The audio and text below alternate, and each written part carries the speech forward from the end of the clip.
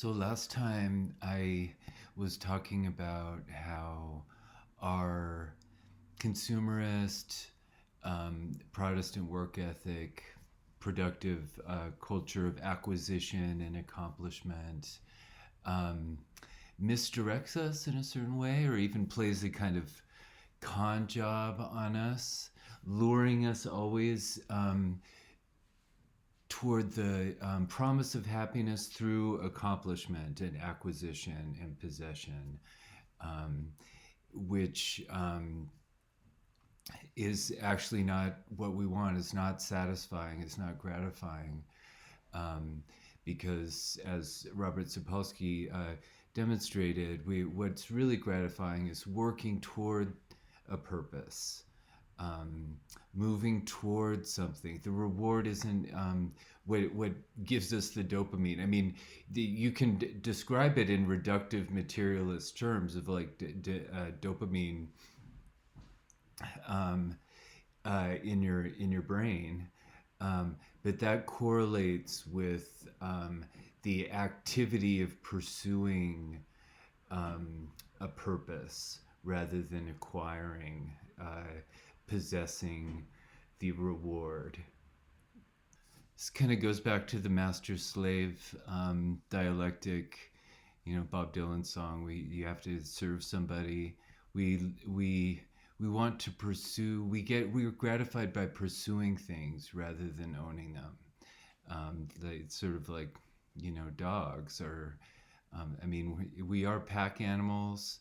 Um, like a dog feels good for a dog to like walk beside its master. But it feels even better if it's got like a piece of wood that it's carrying. Like it makes him feel more purposeful.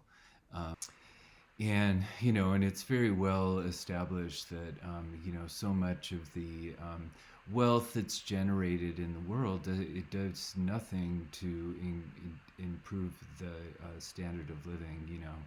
The quality of life. That people quality of life is improved up to a certain point of certain minimum income. I don't know what it is.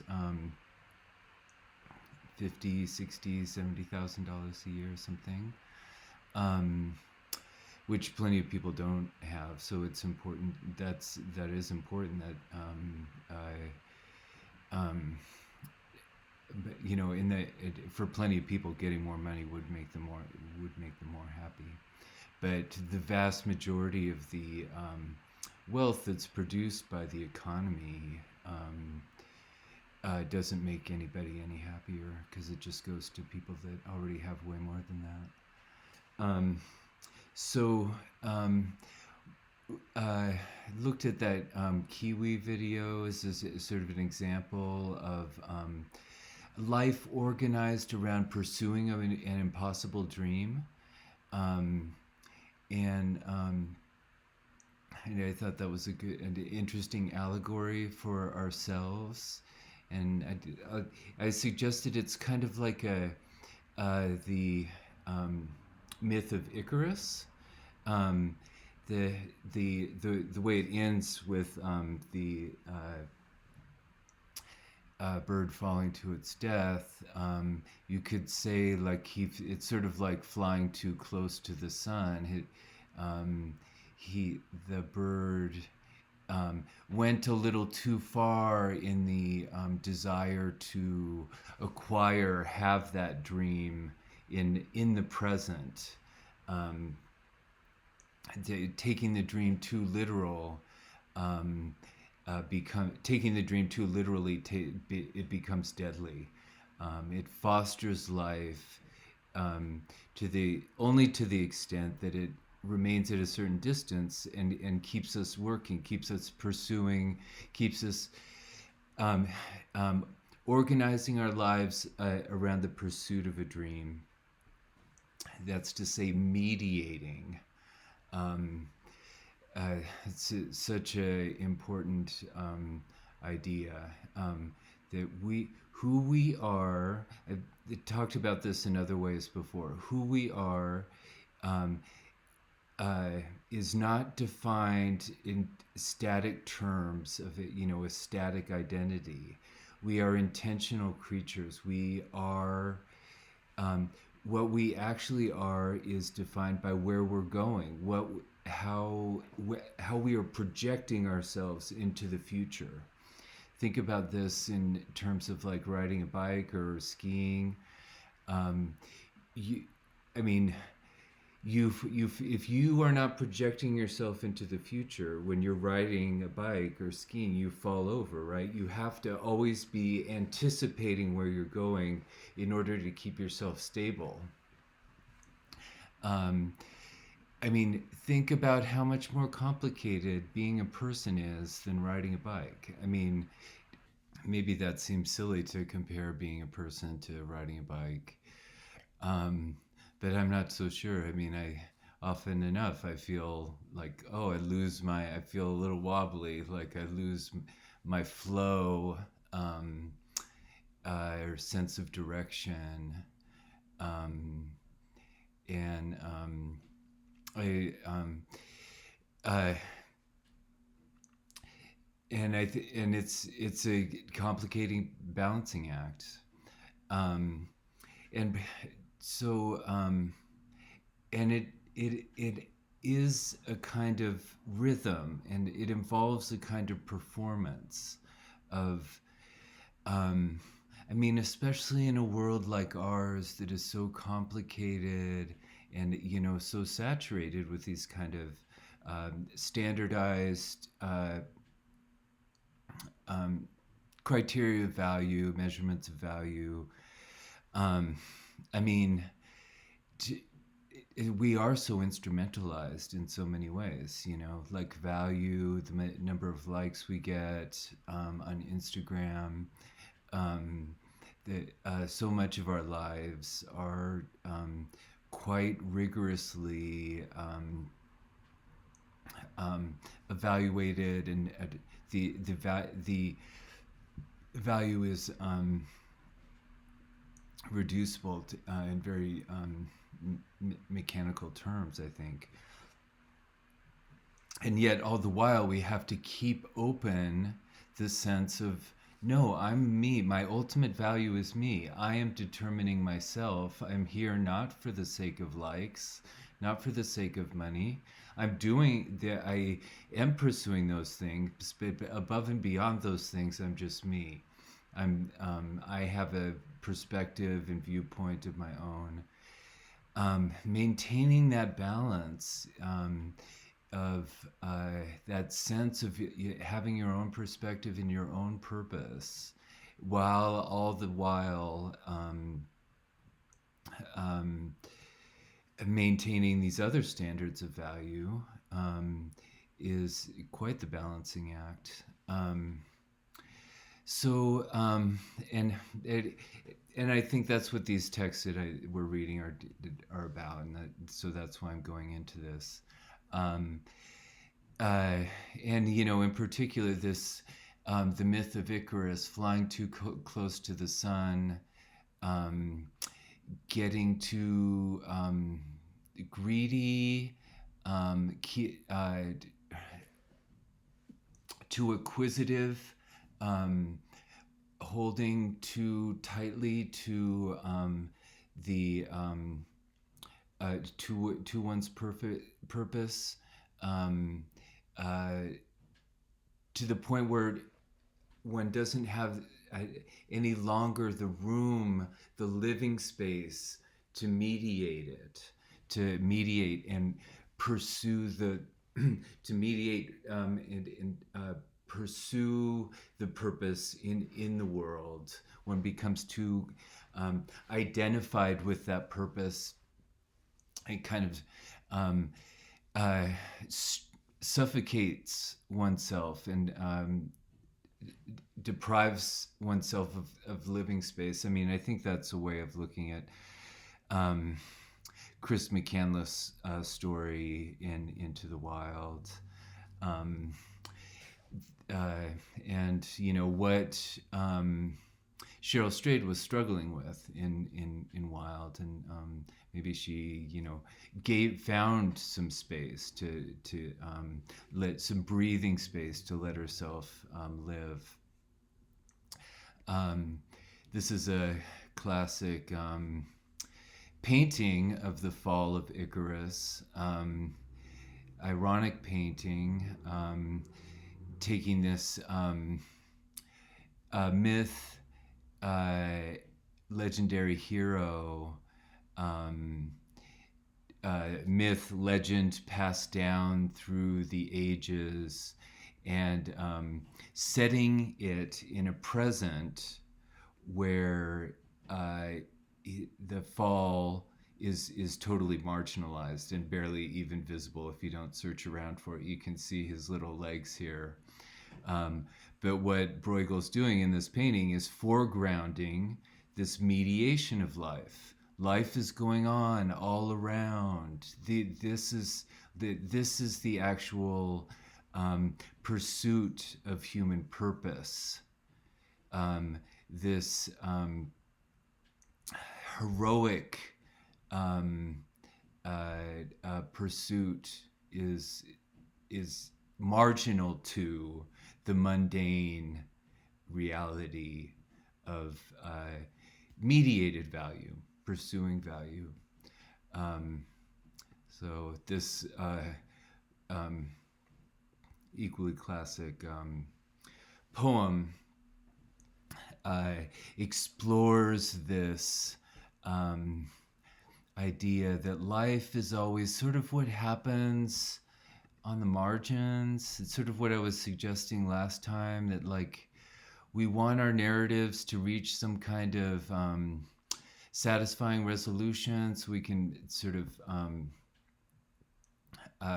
feel like it's tied up and achieved a kind of value or purpose has been achieved, and it's understandable that there's something satisfactory about that, and the happy end of a movie or a novel. But I think there's something really deceptive about that. It never, it only happens in life if it at the cost of being kind of deadening. Like it stops life from happening if you really reach a complete consummation of one kind or another. So I think what's going on in the painting and in this poem is exploring how life, that the experience of being, of going somewhere, actually is dependent on a kind of open-endedness and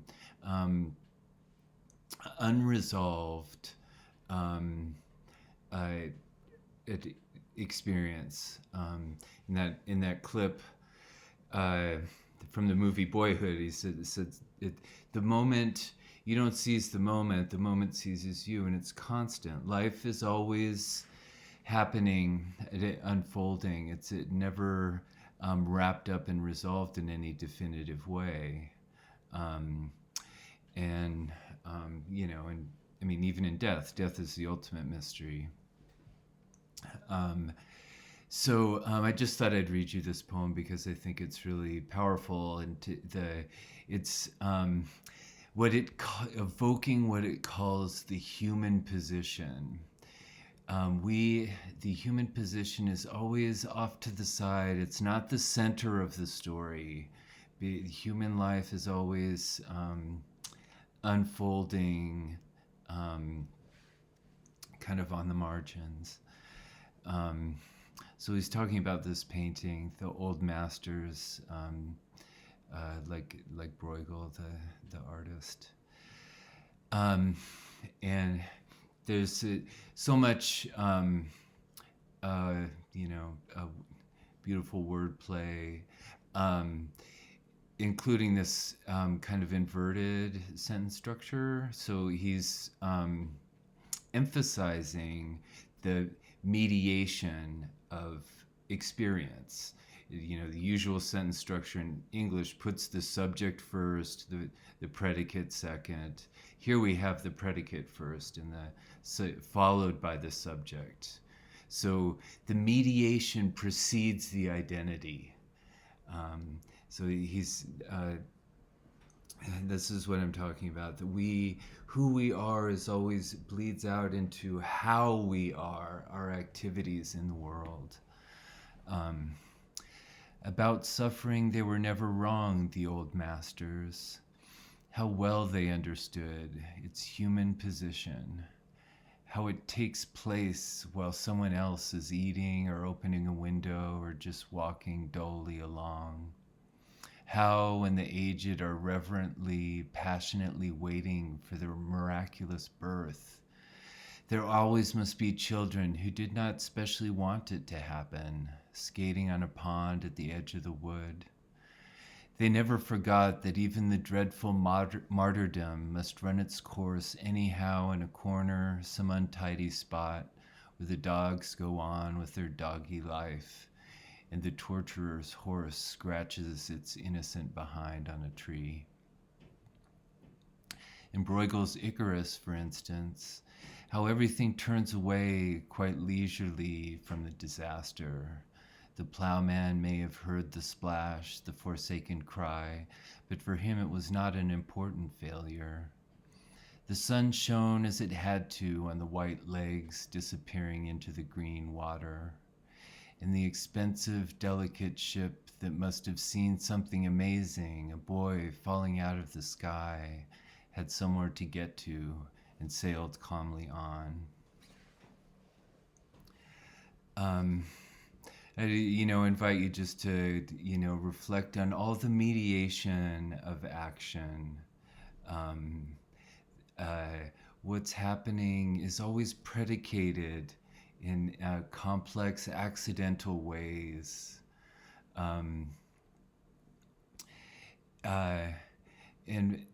finally, the thing that really gets me here is this repetition of the imperative. The sun has to shine. The ship has somewhere to go to get to. It's an interesting juxtaposition, I think. The sun has to shine. The sun has to shine on everything. But the way in which the ship has somewhere to get to, that's a quantified mechanical imperative of business, commerce,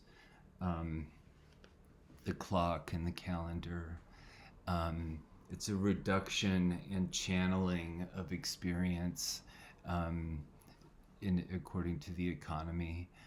But the sun shines on everything always. It has to. That's where life happens. And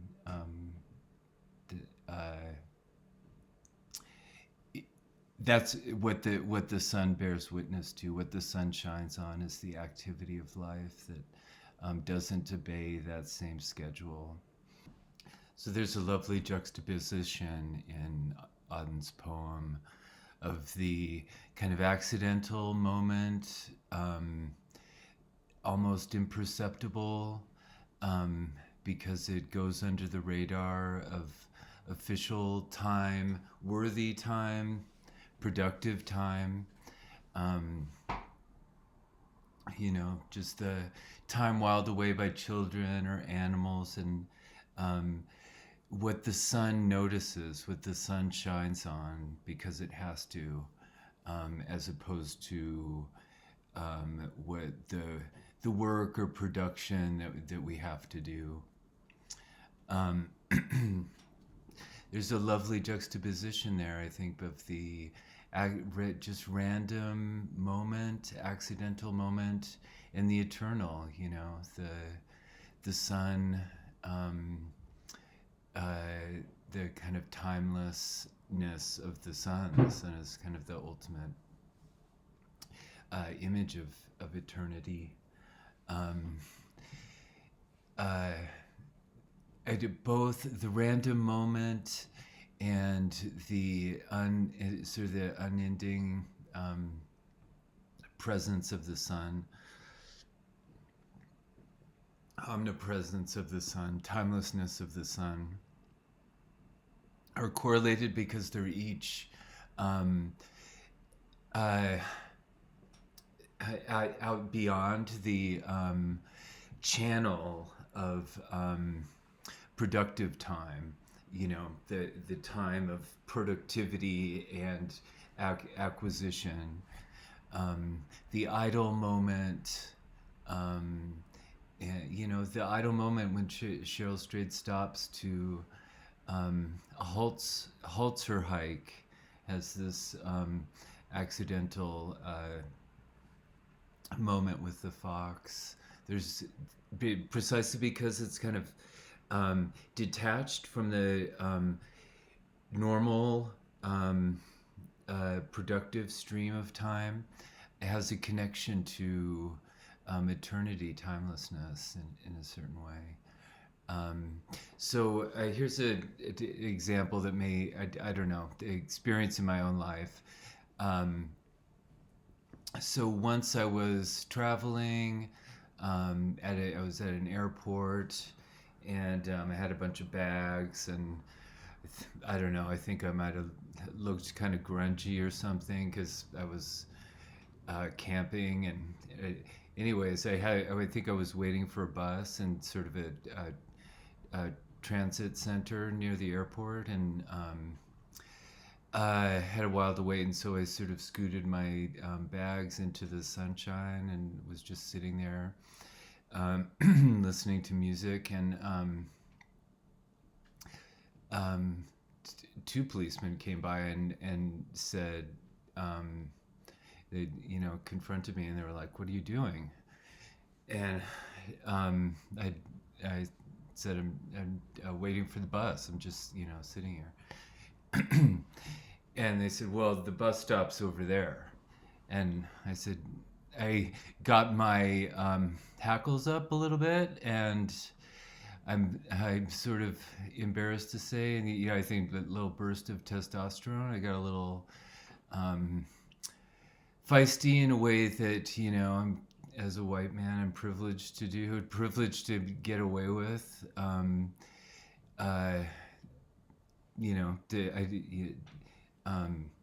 And I was like, "I know where the bus stop is." And they said, "Okay, well, this is an airport. People are moving. People are traveling. So get moving. Go over there." And I mention that because I feel like that is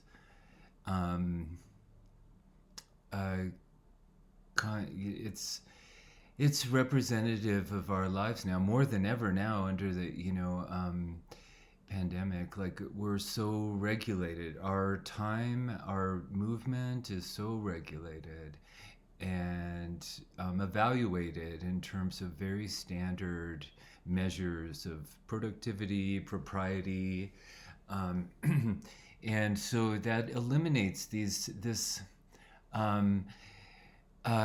experience of time that Auden is drawing our attention to, as the human position of being not regulated, just being idle,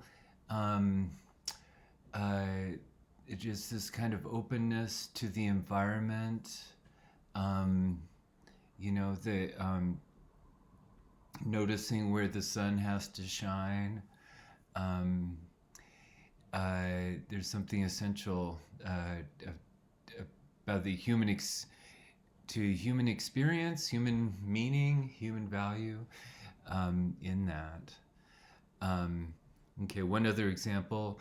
The philosopher Friedrich Nietzsche is I don't know where to start, but he has among the many things he has written about is history, and this same critique that I've been making, that um, uh, of reductive history, that we only notice what fits preconceived narratives of what's important, um, and which leaves so much of human experience dispensable, like not counting. He who knows how to regard the history of man in its entirety as his own history feels in the immense generalization all the grief of the invalid who thinks of health, of the old man who thinks of the dream of his youth, of the lover who is robbed of his beloved, of the martyr whose ideal is destroyed, of the hero on the evening of an indecisive battle which has brought him wounds and the loss of a friend.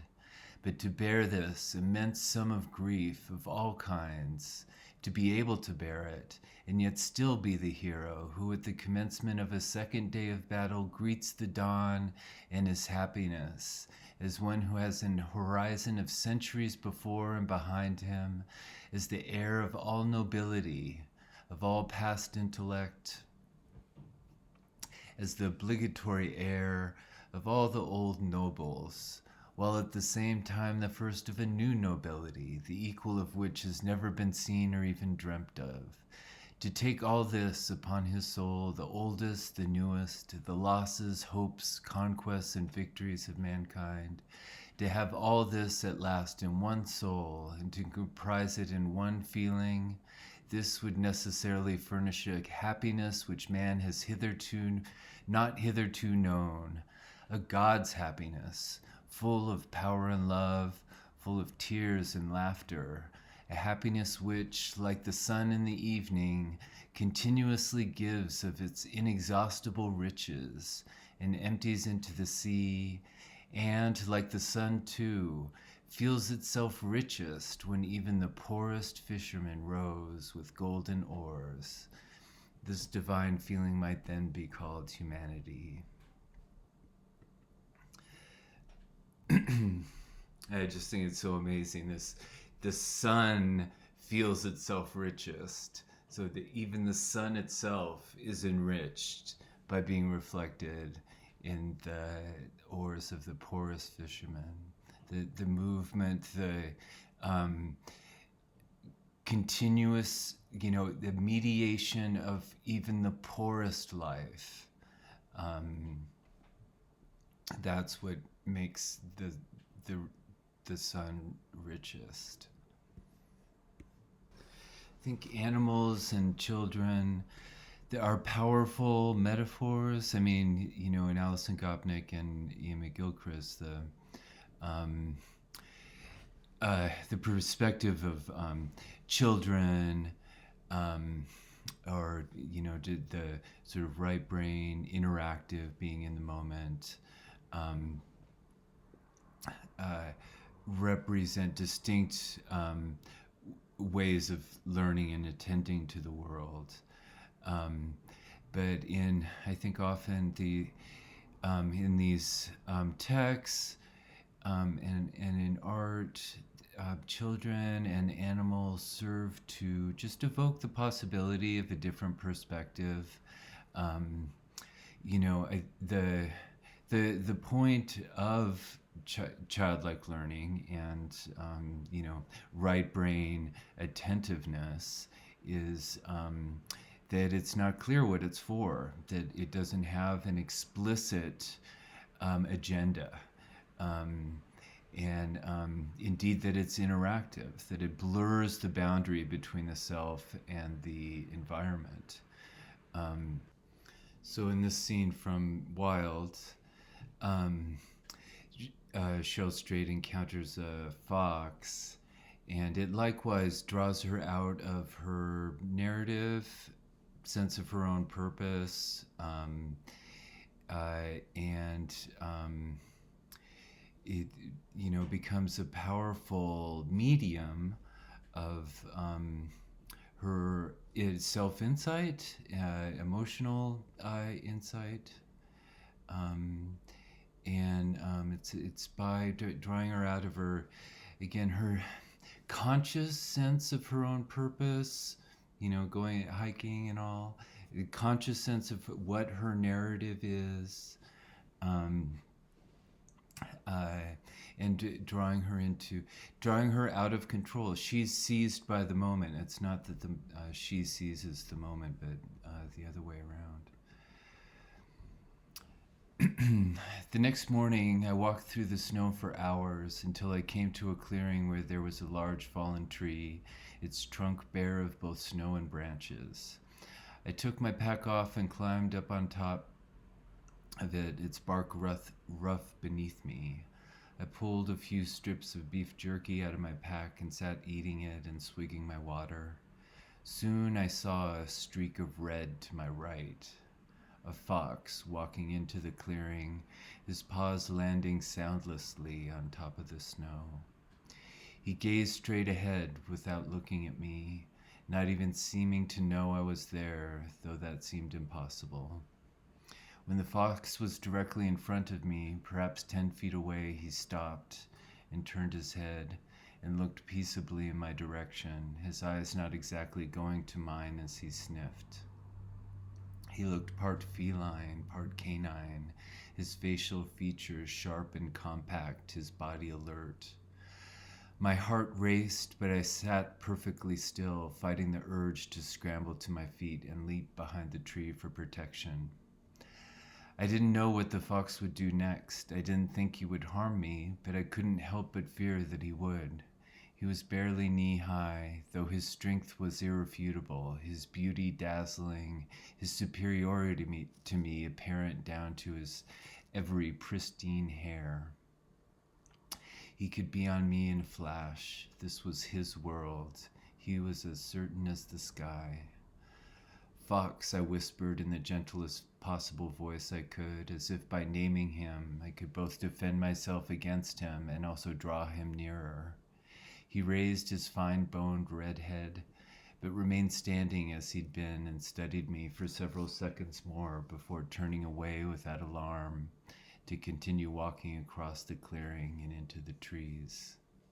"Come back," I called lightly, and then suddenly shouted, "Mom, Mom, Mom, Mom." I didn't know the word was going to come out of my mouth until it did, and then, just as suddenly, I went silent.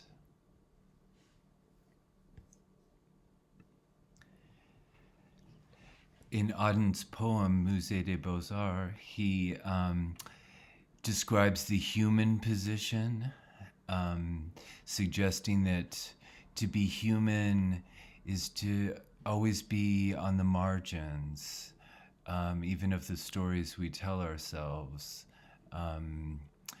The human time, the human position is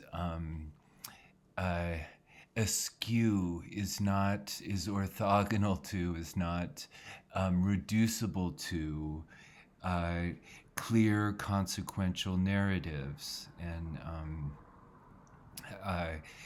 clear resolutions. We exist in this marginal liminal space where things are always a little bit beside the point.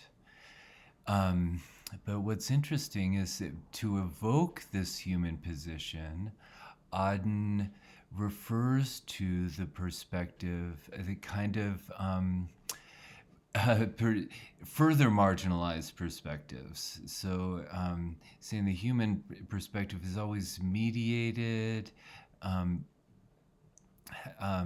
to the side, but how do I evoke this marginality but by perspectives that are likewise marginalized by humans, children, animals, the environment, to consider the miraculous birth from the perspective of the children who were not particularly interested, or the, dogs going on with their doggy life.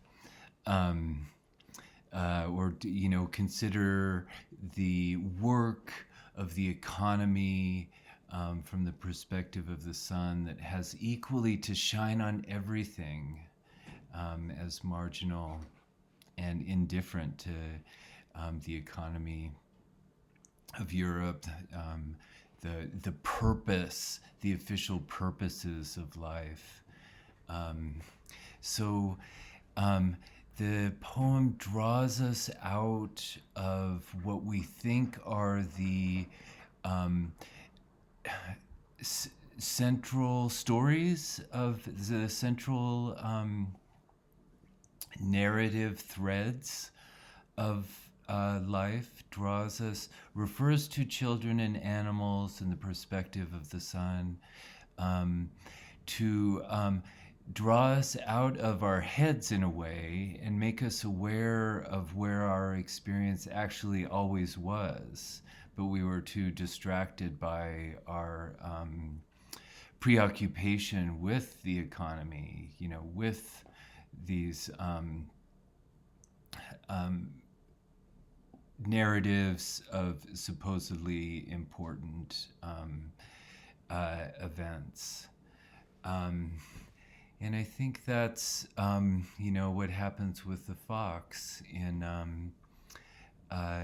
Cheryl Strayed's narrative. It draws her out of her sense of the important, narrative of what's going on in her story, and into a more a richer awareness of her actual experience, awareness of, who she is, her mother, her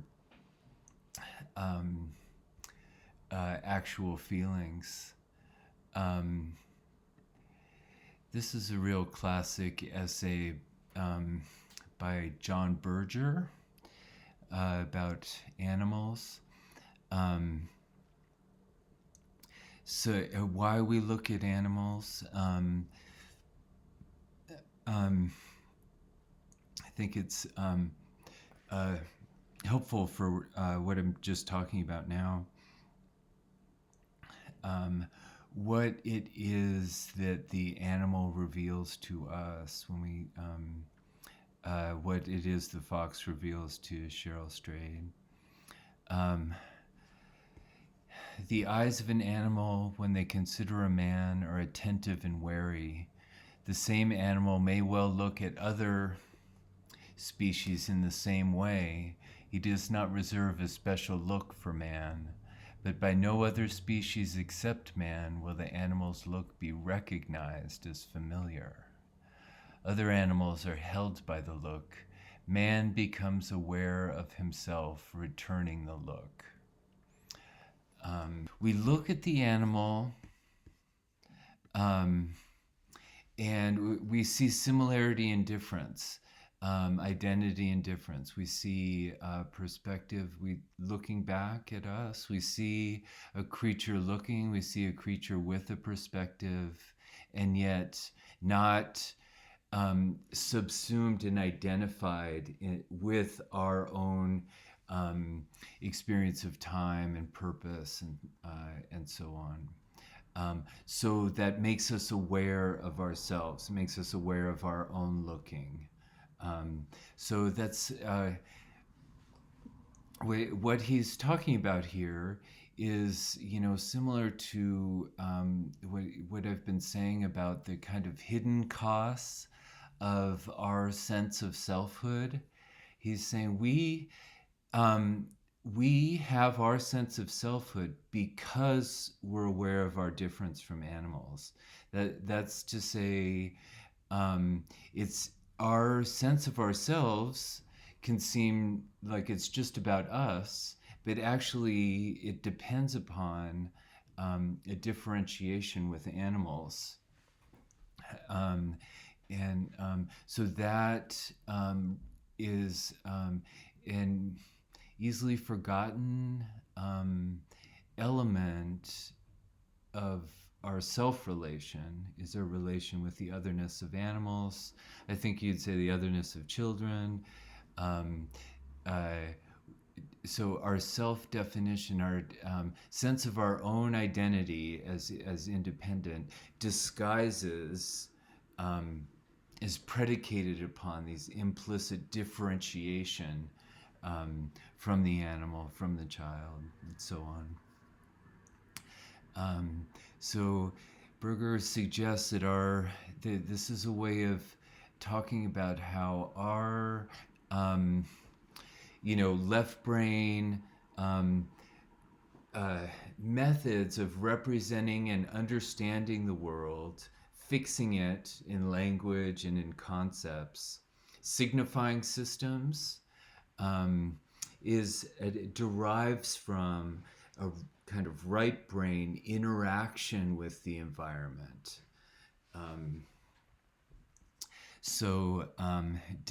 We think we fix the world and understand it in this objective way, but what he's suggesting is this self-consciousness, or sense of ourselves as different. It's actually rooted in this encounter with this recognition of the similarity of the animal. As we differentiate ourselves from animals because we actually notice our similarity with them. And that sparks our sense of our own difference, but it's only because we recognize similarity that we notice that difference. So there's a deep irony in that, that we use our sense of ourselves to justify ignoring others, when in fact that our sense of our own identity is depends upon a recognition of similarity with others. Sperger puts it here: it could be that our capacity for language, for the symbolic thinking, is rooted in our relationships, with the environment generally, but animals in particular.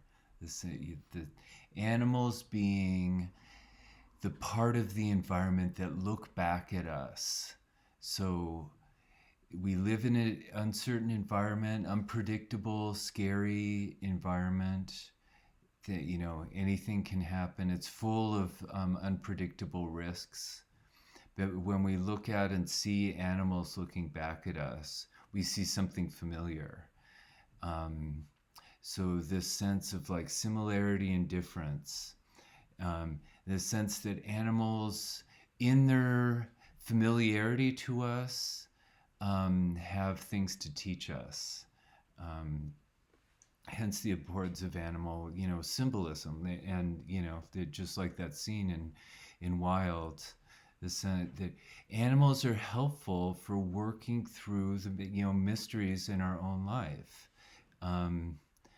Just like remember that Mr. Rogers scene where he's talking about like music is helpful for working through challenges in life, challenging changes, like challenging chord changes in music, are helpful analogies for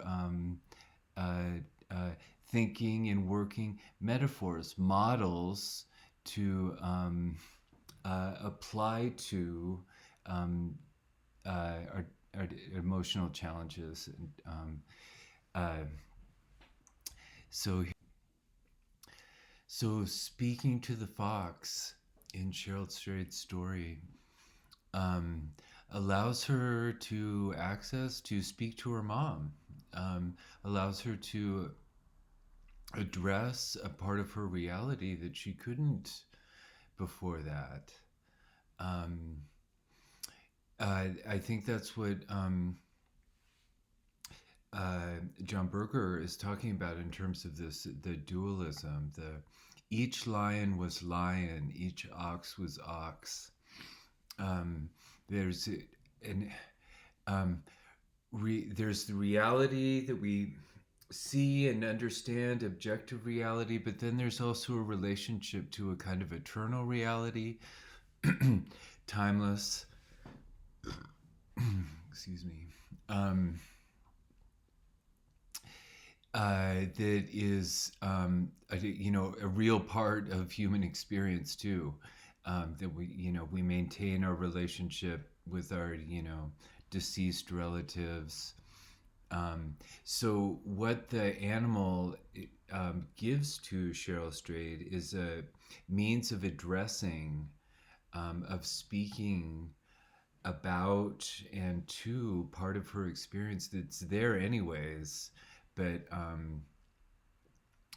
uh, was unaddressable. She was unable to address in the terms of our, normal, objective, rational understanding.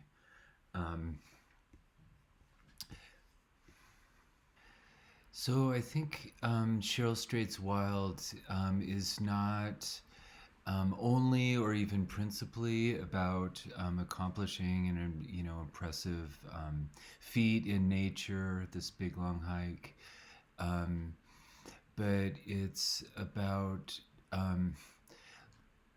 learning to articulate a dimension of her experience that she couldn't previously.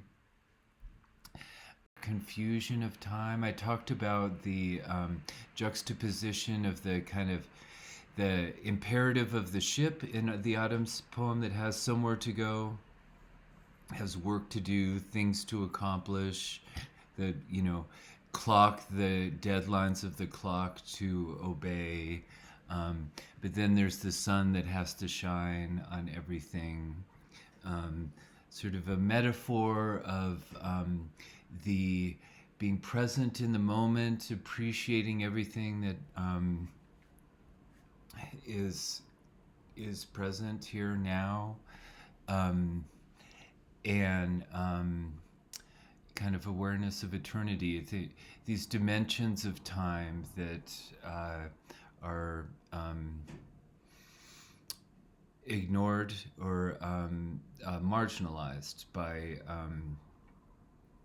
dominant narratives. So the conclusion of Strayed's narrative isn't a consummation or a clear resolution so much as a form of reflection and inner penetration of of eternity in the present, kind of recursiveness, time folding back upon itself. This inner penetration of the past, present, in way similar to what I was talking about earlier in that Kiwi video. After he drove away, I leaned my head back and closed my eyes against the sun as the tears I'd expected earlier at the bridge began to seep from my eyes. So similar kind of setup, like the tears didn't come when they were supposed to, according to a certain preconceived narration, and the sun illuminates what that narrative had neglected. This expression of gratitude for the unexpected, the experience, awareness and gratitude for being in the present. It comes by surprise. Thank you, I thought over and over again. Thank you. Not just for the long walk, but for everything I could feel finally gathered up inside me.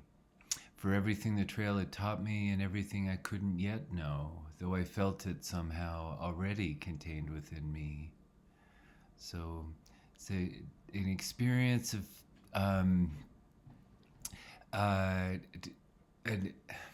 transcendence of time, anticipation of the future, remembering the past, and a kind of form of time rather than just a discrete awareness of a discrete objective awareness. something more like a poetic or metaphorical arrangement of time. Let's see, how I'd never see the man in the BMW again, but how in 4 years I'd cross the bridge of the gods with another man and marry him in a spot almost visible from where I now sat.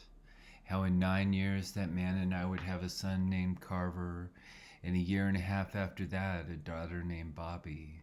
How in 15 years I'd bring my family to the same white beach, and the four of us would eat ice cream cones while I told them the story of the time I'd been here once before, when I'd finished walking a long way on something called the Pacific Crest Trail, and how it would be only then that the meaning of my hike would unfold inside of me, the secret I'd always told myself finally revealed, which would bring me to this telling.